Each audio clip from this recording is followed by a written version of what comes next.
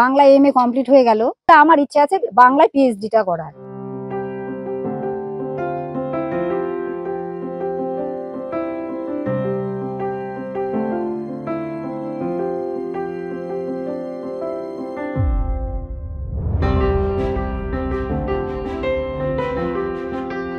বয়স আসলে কি?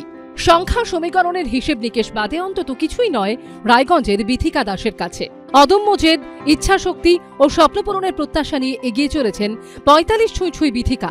বিথিকা ৪৪ বছর বয়সে পৌঁছে হয়েছেন স্নাতকোত্তর। ৬৫% নম্বর পেয়ে পাশ করেছেন রায়গঞ্জ বিশ্ববিদ্যালয় থেকে।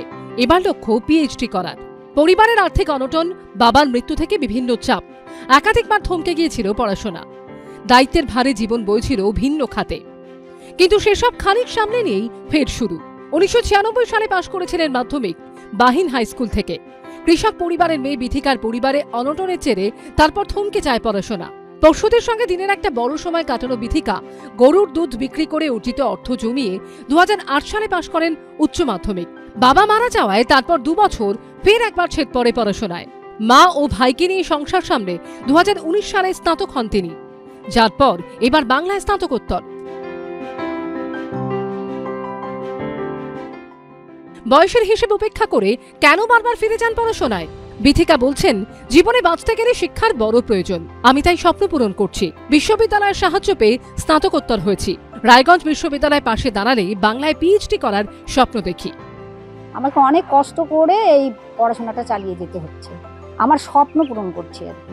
নিয়মিত ক্লাস করেছি আমি ছোট ছোট ভাই বোনদের সঙ্গে, একদম ছোট ছোট ভাই বোন। তাদের সঙ্গে কোনো সমস্যা আসেনি। তারা আমাকে এত ভালোভাবে সাহায্য করেছে। ভবিষ্যতে আমার রায়গঞ্জ ইউনিভার্সিটি যদি আমাকে যেভাবে মাস্টার ডিগ্রি করতে সাহায্য করেছে, যদি আমাকে রায়গঞ্জ ইউনিভার্সিটি যদি এইভাবেই সাহায্য করে, তাহলে আমার ইচ্ছা আছে বাংলায় PhD-টা করার। বিথিকার সাফল্য নিয়ে রায়গঞ্জ বিশ্ববিদ্যালয়ের রেজিস্ট্রার দুর্লভ সরকার বিথিকার মনের জোর, ইচ্ছাশক্তিকে কুর্নিশ জানান।